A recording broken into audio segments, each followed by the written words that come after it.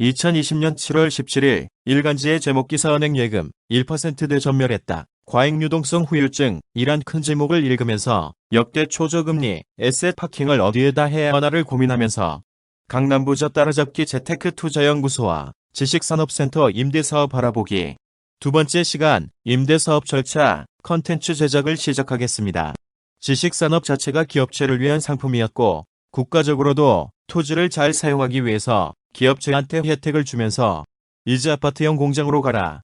추가적으로 서울 시내에는 더 이상 일반 공장 허가를 내주지 않고 아파트형 공장으로 갔을 때 공장 허가, 공장 등록을 내줄 수 있는 이 부분 때문에 아파트형 공장은 처음부터 기업체를 상대로 해서 나왔던 상품입니다. 그래서 기업체들에게 특혜를 주면서 취득세를 감면해주고 대출 부분을 장기저리로 융자를 해준다고 그랬죠.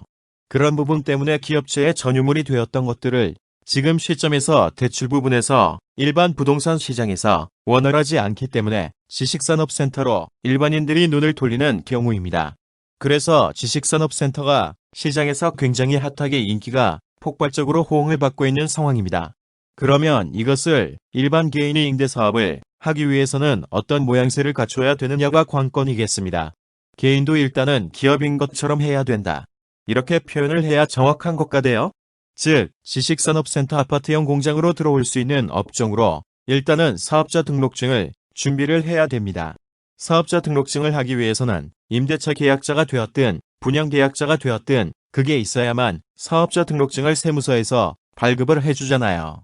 그렇기 때문에 일단 먼저적으로 지식산업센터를 임대사업을 하신다고 하셨을 때는 분양받을 만한 토지의 위치를 미리 보시고 건물을 보시고 그 호실을 분양을 받으십니다. 분양을 받을 때는 현재는 지식산업센터에 대한 사업자 등록증이 없잖아요. 그런데 어떤 명분이냐 하면은 내가 앞으로 어떠어떠한 사업을 할 계획이다. 지금 현재 직장 생활을 하고 있는데 이 건물이 준공이 되고 입주할 때쯤이 되면 나는 이 건물에 입주해서 이 사업을 할 예정이다. 내가 현재 쉬고 있는데 나는 이러이러한 것을 배워서 이런 사업을 하려고 준비하고 있다. 그래서 이 지식산업센터를 분양을 받는 것이다. 이 모양새를 갖춰야 합니다. 이 명분으로 생각하시면 가장 좋고요. 그래서 일단 개인 명인 변환승 아니면 법인은 법인 명인 강남부자 따라잡기 재테크투자연구소 명의로 505호를 받습니다. 그러면 분양계약서 상에는 변환승 이름하고 주민등록번호하고 인적사항이 들어가서 분양계약서를 작성을 하지요.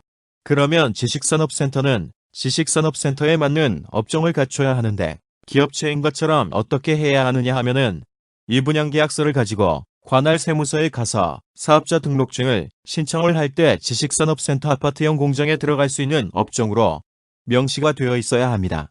이거에 있어서 제조업 같은 걸로 사업자 등록증을 발급을 받게 되면 실제로 내주지도 않을 뿐더러 절차도 복잡하고요. 실제로 실사까지 나오는 부분이 있기 때문에 제조업을 하면 안 되고요.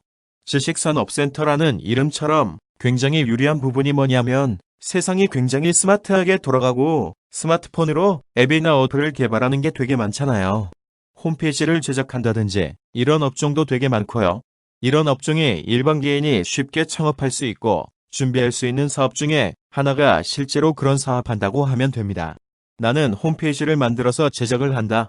나는 스마트폰 앱을 개발하는 사람인데 1인 창업자고 실질적으로 내가 이 일을 배워서 하고 있다. 이런 쪽으로 넣으시면 됩니다. 소프트웨어 개발 및 공급 이런 업종, 어떤 컨설팅을 해준다거나 이런 업종도 괜찮고요.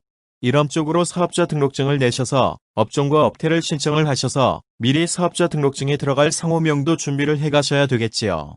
그래서 사업자 등록증을 신청을 합니다. 당일 발급도 가능하고요. 인터넷 신청도 가능합니다. 세무서에서 이것저것 물어보면 각을 세우지 말고요. 내가 실제로 사업을 하려고 분양을 받았는데 그래서 사업자 등록이 필요하다. 잘 이야기를 하시고 사업자 등록을 발급을 받으면 됩니다. 여기서 주의할 점이 한 개 있습니다. 일반 개인은 분명히 부동산 임대사업이 목적인데 기업체로 명분을 만들어야 하는데 처음부터 부동산 임대업종으로 넣는 경우가 있습니다. 이렇게 하시면 잔금 대출을 받을 때 지식산업센터는 80%까지 있다고 했잖아요. 이 부분에서 쉽게 얘기하면 기업체 사업이 아니고 부동산 임대업이 들어가 있기 때문에 은행에서 임대사업을 하려고 하느냐 이렇게 볼 수 있다라는 것이죠. 대출 부분에서 문제가 될 수 있기 때문에 단순하게 사업을 하는 것처럼 모양새를 갖춰야 됩니다. 이 부분만 유의를 하시고 세무서에 가셔서 사업자 등록증을 발급을 하시면 그 사업자 등록증을 가지고 분양을 받았던 시행사에 가셔서 사업자 등록증의 업종과 일치하도록 분양계약서를 정정을 하셔야 합니다. 바꿔달라고 얘기를 하시면 사업자 등록증상에 나와 있는 상호명하고 사업자 등록번호하고 사업장 주소하고 다 넣어서 분양계약서가 완성이 되겠죠. 그래야만 계약금, 중도금, 잔금에 대해서 건물분과 나눠져 있는데 건물분에 대해서는 부가세를 내고 되받아야 됩니다. 그래서 이 사업자 등록증으로 부가세를 신고를 해야 됩니다. 그렇게 되기 때문에 사업자 등록증을 체크를 하셔서 내셔야 되는 부분이 생기고요. 여기까지가 맨 처음에 해야 할 지식산업센터에 맞는 업종의 사업자 등록증을 구비해서 실질적으로 나는 아직 사업을 하는 사람은 아니지만 사업체의 기업이다 라는 걸로 인식이 되게 만들어놨죠. 이 부분을 일단을 인식을 하셔야 합니다. 그 다음 이 사업자 등록증상에 사업 개시 일자가 있는데 이 부분은 내가 분양은 받았지만 입주하려고 하면 보통 빠르면 1년, 2년이나 2년 반 이렇게 걸리잖아요. 입주 날짜는 분양 사무실에 물어봐서 준공 후 입주 날짜 가까이 가게 해서 그 날짜에 사업 개시 날짜를 맞춰서 써야 됩니다. 나는 준비를 하고 있다가 이 건물이 준공이 돼서 그때 내가 사업을 시작을 할 것이다. 이런 개념입니다. 이렇게 되면 서류적으로는 이 사람은 사업을 하려고 하는 사람이구나 하는 것을 보여주는 것이지요. 이렇게 되면 건물이 지어지고 계약금 절차에 따라서 중도금 절차에 따라서 잔금 절차에 따라서 진행을 하고 중도금은 대부분 무이자 융자로 진행이 되기 때문에 일단 은행에서 자설을 하게 되면 은행에서 바로 시행사 신탁계좌로 돈이 들어가지요. 그러면 부가세 부분이 환급을 받아야 되잖아요. 그러면 그 사업자 등록증으로 계약금과 중도금에 대해서 부가세를 받아야 됩니다. 받지 않으면 안 됩니다. 중도금을 자설을 했다고 하고 오늘이 29일이라고 하고 이번 달 중순에 자설을 했다고 그러면 이번 달 말일날 정산을 해서 이 세금 계산서를 가지고 관할세무서에 부가세 환급 신청을 하게 되면 다음 달 15일 이내에 이 부가세가 환급으로 돌아온 거죠. 그러고 있다가 실제로 잔금이 다 되고 입주할 때가 되면 대출 부분을 진행해야 되잖아요. 이게 이제 개인 대출이 아니라 아까 만들었던 사업자 등록증 그러니까 실적은 없지만 나는 이 사업자 등록증으로 입주를 해서 들어갈 것이다.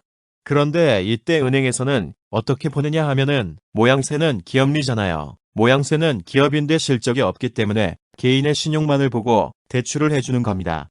말은 기업 대출이지만 실질적으로는 개인 신용 대출이라고 보시면 되는 것이지요. 그렇게 해서 대출 부분을 진행을 해서 잔금을 치르고 지식산업센터는 어느 지역을 막론을 하고 산업단지공단 지역 같은 경우는 산업단지 공단에서 관리를 하기 때문에 이런 절차들이 조금 더 복잡합니다. 그런데 그 외 지역은 관할 지자체에서 모든 것을 관할을 하잖아요. 그렇게 해서 일단적으로 지식산업센터는 취득세가 지금은 50% 감면이 되잖아요. 이 부분을 감면을 받아야 됩니다. 이게 사업단지공단 지역 같은 경우에는 산업단지공단 입주계약서가 있어야만 감면 대상이 되기 때문에 그게 이제 조금 다른 부분이거든요. 그런데 산업단지 공단이 아닌 그 외 지역 같은 경우에는 등기를 할 때 아예 감면을 받지 말고 취득세를 다 내버리는 방법도 있습니다. 감면을 받고 난 다음에는 임대사업을 하게 되었을 때는 다시 감면받은 취득세를 다시 신고를 해야 되거든요. 이 부분은 조금 번거롭기 때문에 산단지역이 아닌 이외 지역에서 일을 진행하실 때에는 처음부터 내버리는 방법도 있다. 취득세를 내버려서 임대사업을 하는데 여기까지 잔금 대출을 마무리를 지었기 때문에 이제는 업종상에다가 부동산 임대업을 추가를 해도 되는 거죠. 실질적으로는 내가 쓰는 것처럼 지식산업센터를 분양을 받아서 사업자 등록증을 발급을 받았지만 실질적으로는 임대사업 형태로 이것을 사서 취해야 된다는 거죠. 이 부분이 일반적인 부분하고는 많이 달라요.